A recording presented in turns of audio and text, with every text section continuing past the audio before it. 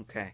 I'm not sure if you guys have reached this threshold yet. Maybe you have, maybe you haven't. But personally, I think I just got to the point where I realize I talk to a brick in every video now. And that's kinda creepy. I mean, it was fun at first, but, after a couple dozen videos and more in the future, it gets a little weird. Now, don't worry about Barry's well-being. He's sticking around, okay? We're way far gone at that point. I mean, we're so far down the rabbit hole, we're lost in Wonderland. I can't even be motivated to do a video anymore unless there is a brick with a pair of googly eyes sitting next to me, alright? So, Barry's not going anywhere. We're still friends. I'm just saying, it's kind of weird. But, right, Barry, we're friends, right? Yeah. How's that book club of yours going? Going good? Alright, that's awesome. Alright, so today's video is going to be about Fleet Admiral Sakazuki, or former Admiral Akainu, or Akainu, if you want to call him that. It's funny, it's not even that hard of a word to pronounce. Like, you don't have to study Japanese for like 10 years to understand how to pronounce Akainu. It's just Aka, which means red, and then Inu, which means dog. Put them together, you get Akainu. But for whatever reason, I really just want to call him Akainu, which, I don't know why. Maybe it's because when I started watching One Piece years ago, I thought it was Akainu. That's how it was pronounced, and I just stuck with it. But Akainu! Alright, so this video is going to be about his goal in the story, really where his character's heading. So, last week I made a video about Aokiji. I was talking about how Aokiji's, might have a secret mission with the Marines working undercover, and that's why he went over to the Blackbeard crew. Because we're supposed to believe, and like the world at large is supposed to believe, that Akainu defeated Aokiji at Punk Hazard, and then Aokiji left the Marines, and those two hate each other now. Aokiji hates Akainu and vice versa, and, Akainu himself even said to the Gorosei, like, I don't care about that guy, he could do whatever he wants, he left the Marines. I was calling into question that that's a little weird, considering he's, absolute justice. I must always adhere to the laws of justice and defeat the pirates. Aokiji is a traitor to the Marines and is now working for a Yonko fleet. You think that Akainu would be, like, all over that, right? So that was a little weird. That kind of gave me the idea maybe they're, maybe not best friends, not like best buddies, but they're working together on this one particular operation, okay? They don't hate each other as much as the world thinks they do, or as much as we think they do, okay? So, I made that whole video. You can look at that. I'll put it up here in a card here. In fact, you know what, Barry? That's something you can do. Barry is now in charge for making sure these info cards are up here, because sometimes I forget. So, Barry, don't drop the ball on this one, alright? So you go check that out, right there. So, I'm not going to be mentioning Akainu in that context, like working with Aokiji, because I already did that. But I started thinking of the bigger picture. I started zooming out, and I started looking at this character and being like, okay, where do I see Sakazuki, near the end of One Piece? Like, what is his role going to be here? He's the current fleet admiral of the Marines. He's a big deal. He's definitely going to be present there, but what's he exactly going to do? Because I always just kind of categorized Sakazuki as just like, alright, he's a villain in One Piece that Luffy has to beat up at some point, and then he will, and then that'll be the end of him, and then we'll move on, okay? Now, that is an interesting mental image. I just want you to close your eyes for a minute and just have a little bit of a mental exercise. Picture Luffy just going gear forth and just punching Akainu in the face. Like, hard. Like, advanced armament hockey. Just picture, like, that tree in the last chapter that Luffy just obliterated without even touching it. Yeah, just picture Akainu's face doing that, alright? Oh, it's beautiful, isn't it? Or Sabo. Picture Sabo taking out his staff and then charging it up with armament hockey and just BAM! Teach you to take out my brother. Or Garp.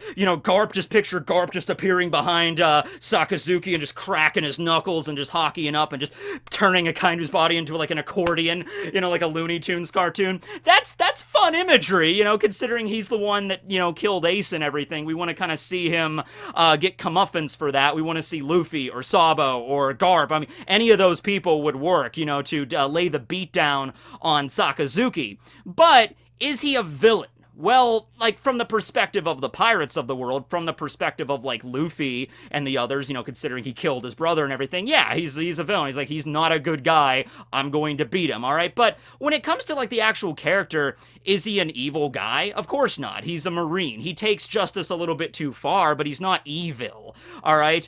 He's a very, I think, narrow-minded individual, which is his concept of absolute justice right then and there kind of tells you all you need to. Akainu is kind kind of somebody that views the world more in like a black and white sort of perspective, where the pirates are always the bad guys, the Marines are always the good guys, our job is to defeat the pirates, okay? Now, granted, we don't know about his backstory, so I like to think at some point, you know, maybe something horrible happened to him, maybe it was something standard, like pirates attacked his island and maybe, you know, kidnapped his family or did some horrible stuff with all of his friends, and at that point, right then and there, it set the seed in young little Sakazuki's mind, like, pirates are always the bad guys, and then maybe the Marines, you know, stormed in, maybe back in the day, you know, like, freaking Zed or something showed up, and Zed's not, well, he's kind of canon, but not really, you know, like, Garp appeared or something, and then beat the crap out of the pirates, and then saved his family, and at that point, Akainu was like, oh, okay, these pirates did horrible things, I can never forgive them, but then the Marines showed up, and the Marines were like a shining light that saved my family and my island. I'm gonna be a Marine, and I'm gonna fight against all the pirates, okay? And then he just stuck with that mentality all throughout his life, you know, even when sometimes I'm sure he was presented with pirates that aren't, like, categorically evil, he didn't want to, you know, believe it, so he just kind of, like, repressed it, and he's like, I don't care what the pirates are doing, I don't care if it looks like they're on the, you know, they're helping citizens or whatever, it's probably just a ploy, it's just a scam to let the citizens drop their guard, and then they just come out of nowhere. Like, Akainu could never believe that there's, like, good pirates in the world that want to make the place better, alright? Even if he was presented with that, like, right in front of him, he saw, like, a group of pirates helping out citizens, like, they're starving or something, like, pirates giving, like kind of like what Ace's crew did. When Ace's crew landed at, Wano, he, you know, gave the, starving people of Wano some food to eat, okay? If Akainu was there and even witnessed Ace doing that, he still would have just probably been like, you know, they're probably just doing there's some plan they have in the grand scheme. There's no way pirates could do good deeds like that, alright? So, he's a very narrow-minded individual, and he's he just doesn't want to get out of that perspective, okay? It's very hard for him to make a shift like that. And I even brought that up in the Aokiji video. Like, if there were going to be a situation where they had to send a high-ranking Marine undercover into Blackbeard's crew, they would never believe that Akainu would do that. They would never believe Akainu all of a sudden would have a big change of heart. You know, even if he was a good actor, he wouldn't be able to make it work. Aokiji, he's a little bit more nebulous with, like, his moral justice and stuff, okay? So maybe they could believe, oh, Aokiji, you know, he's leaving the Marines. I can kind of buy that he would hate the Marines and leave, and then he might be able to join us. Akainu, there's no way they could believe that, okay? So that might be the reason why it's possible that Aokiji did win the fight, but they decided to do it that other way to make it look like he lost. It's possible, okay? So, with that all in mind, right now in the story, considering that he is the fleet admiral, I think he is finally starting to see the problems with the world. Now, he did have a very high position before that. He was an admiral, but like I said, I think Akainu more than the other admirals, honestly. He spent most of his time probably sailing around and trying to bring justice to the world, you know, his kind of justice, right? I think he would definitely be more proactive in that approach than Kizaru or Aokiji were. Aokiji did go out to and, you know, try to, you know, take out the Straw Hats that one time, or just make sure Robin was on the crew. I think the Gorosei in particular ordered him to do that. Kizaru went to go deal with the Celestial Dragon thing, but Akainu, back when he was still just a regular admiral, I could see him just going out all the time with his fleets and just, like, bringing justice to the world, because that's what he feels like his job is. Then he gets promoted to the fleet admiral position, okay? And from Akainu's perspective, he was probably thinking, man, yeah, I'm the fleet admiral now. I'm in control of all branches of the Marines. They can do whatever I want them to do. This is going to be my organization now. I'm finally going to be able to run it the way I want to, right? I'm going to have my decree of absolute justice all over the world, which would not be a good thing if, like, Akainu's justice was the standard justice all over the world. That would be, not even just from the perspective of the pirates. Hey, here's something to look at. Okay, let's say that Akainu did succeed in that. Let's say his absolute justice just ruled over the entire world. Every single Marine had that kind of outlook on pirates, okay? And let's say they succeeded and they wiped out all the pirates. You know, every single pirate was defeated by the hands of Akainu's Marines. The hands of absolute justice reigned supreme. Okay, let's say that happened. Do you think it would be peace and prosperity everywhere? Or do you think that Akainu would still have that level of absolute justice? It would just keep going to a next level where it's like, all right, we took out all the pirates. Now, you citizens, you better be obeying the rules. I think it might just get to the point where it's sort of totalitarian a little bit. Like, it's kind of dangerous, like, to have that kind of mentality in the world. That's sort of black and white kind of viewpoints, right? So not a good thing, but that's what Akainu wanted to do. But after he get to the position of Fleet Admiral, he realized he doesn't have that much power. It's the same thing that Sengoku realized before him, and I'm sure Kong realized even before Sengoku. Like, just because you're the Fleet Admiral doesn't mean you have all the power. The Gorosei still command you, and they still control the media in the world, and they can make you decide to step aside so they can do their own agenda, right? It's just like, okay, you want to go do this, well, we don't want you to do that, so you're not doing it, because we're the Gorosei and we call the freaking shots around here.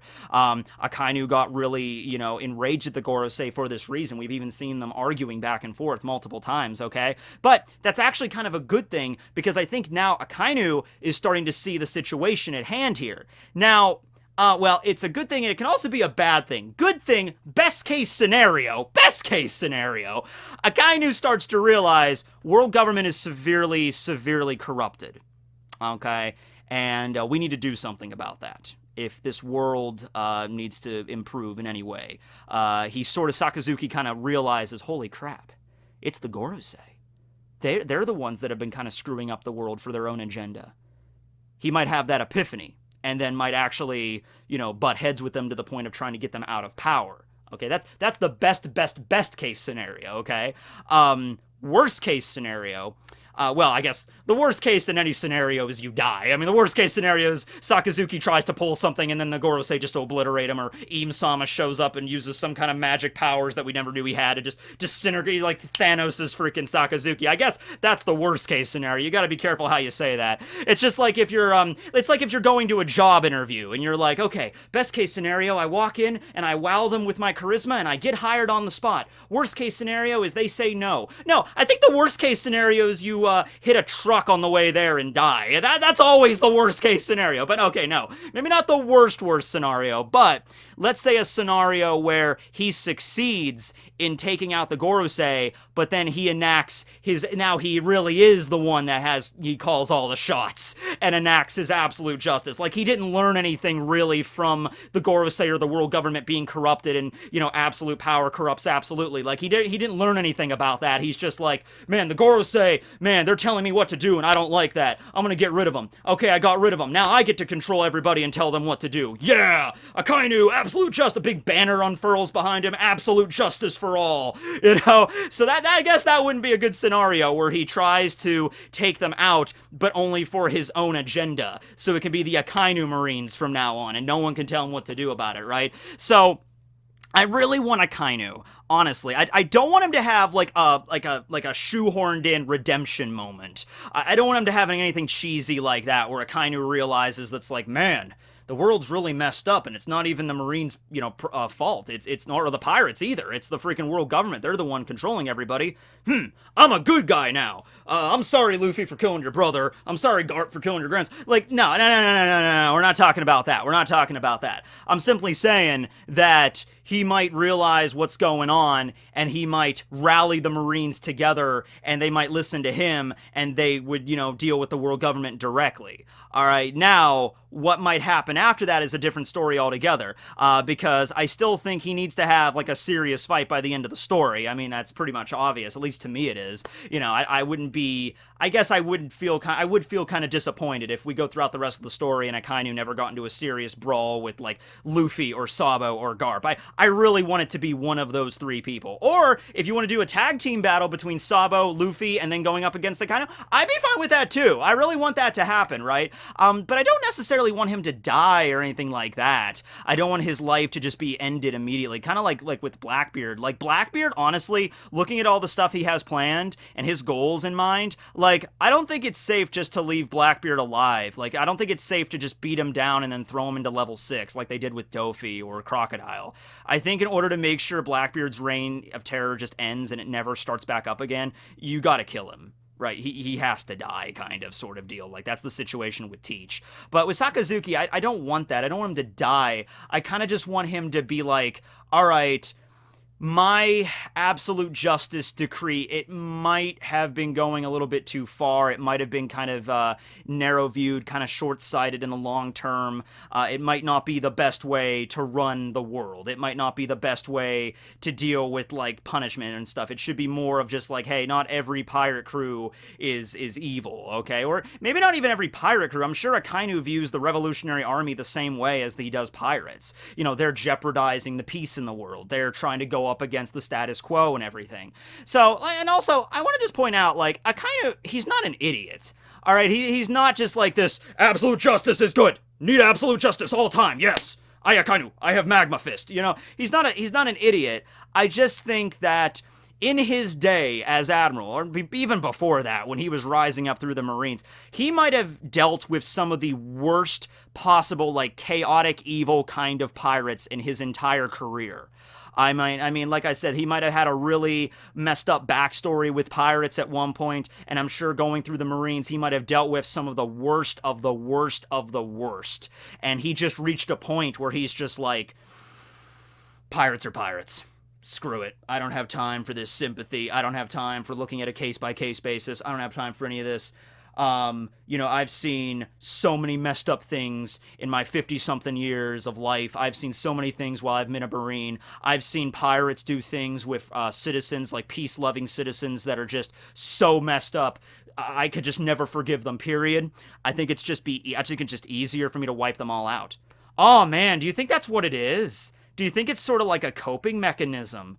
Like something that messed up happened to him when he was a little kid, and he sort of has like a PTSD from that, and he's just like, you know, he's even kind of forgotten it or like repressed what the actual memory is, but he's just like, the only thing in him is just this drive, just gotta eliminate the pirates, gotta eliminate every single freaking messed up bastardly pirate on the planet, and then everything will be good. Everything will be good. Just gotta take care of all the pirates and everything will be fine.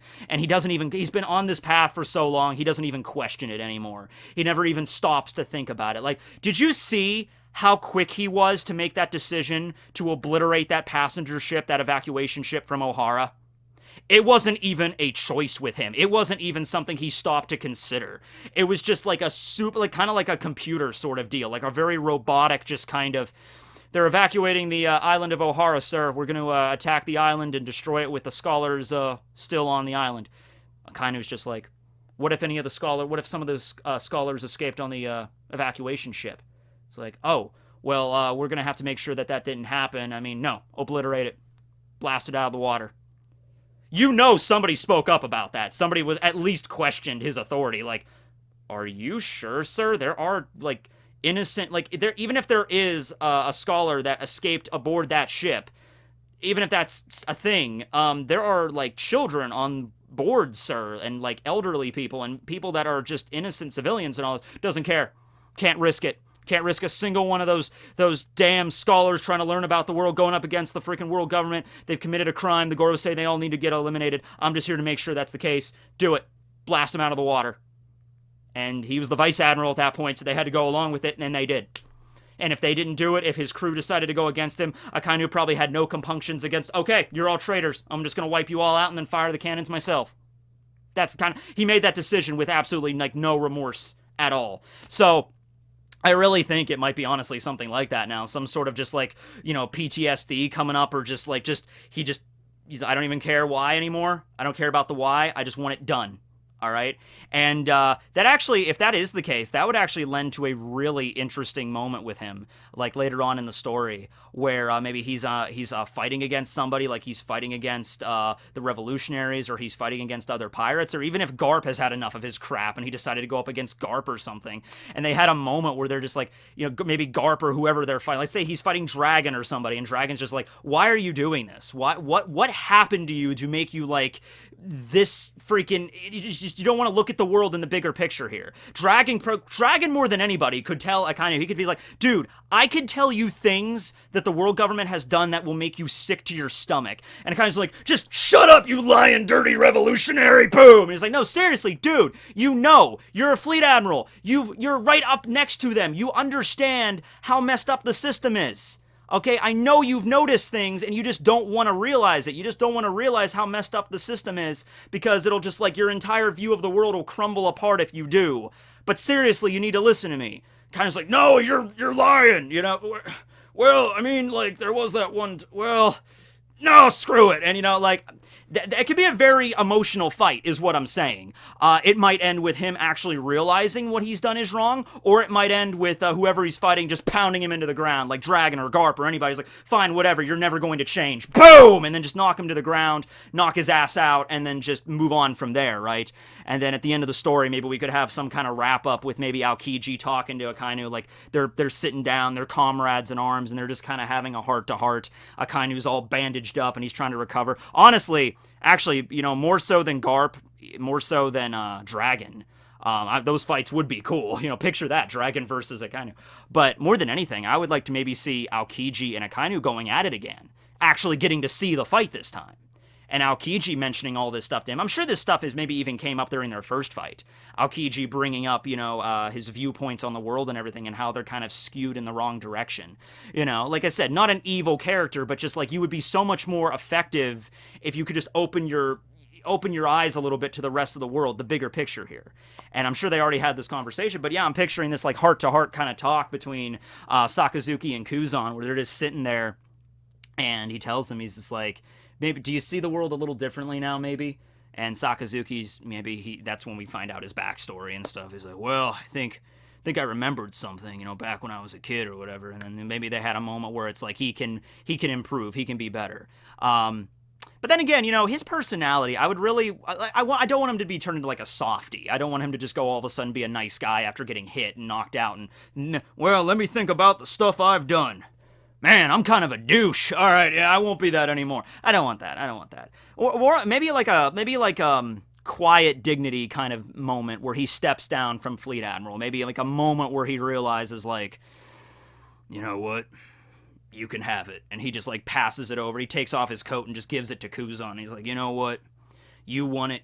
You think you can do better. You do it. And he just like steps away.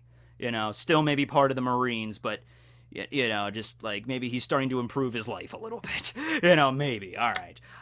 Maybe I'm being a little bit too lenient on him. I don't want to look at him as just like, okay, he's a villain that's going to be beaten down and then end of story. You know, that's the end of his adventure there.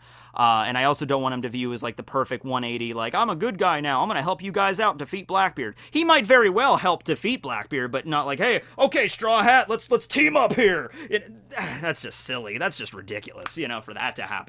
But, you know, after maybe the battle's over and everything, he realizes, and then he just has a moment of, like, quiet dignity. Like, he's still kind of an a-hole, but he's, like, improving. Okay. So kind of like Endeavor, sort of, from My Hero Academia. Like, yeah, this character's a total a-hole, and he still kind of is, but at least he's trying to better himself, you know. He's attempting something better. But yeah, what do you guys think about that? What do you guys think about the situation with Akainu? Where do you think he's going to go in the story from here right now where we're at? I think the last major moment we really had with him was him and Fujitora. Actually, that's another thing too. Like, Fujitora and Akainu are apparently like friends, but Fujitora is not like him. You know, they're very kind of different like outlooks on life, okay? So even him and Fujitora having a moment would be something that would work with his character, right? Maybe meeting all these additional people like Fujitora and then the fight with Kuzan and everything might help him a little bit there. But let me know how you feel about that. Let me know, like, if you think he's going to have, like, some big final battle near the end of the story. Who would you like it to be? Rematch with Kuzan, Garp, Sabo, Luffy, somebody else? Who do you think it's going to be? And how do you think this character, how do you think, like last time we see Akainu in the story, last time we see him before One Piece ends in, like, 5, 10, 52 years, what would that moment be like? Would it be a moment where he dies? Would it be a moment where he's just, like, he just quiet dignity, like I said? Or would it be a moment where he made a huge emotional change? Let me know. So anyway, yeah, thanks for watching, everybody. Barry, you want to do the honors?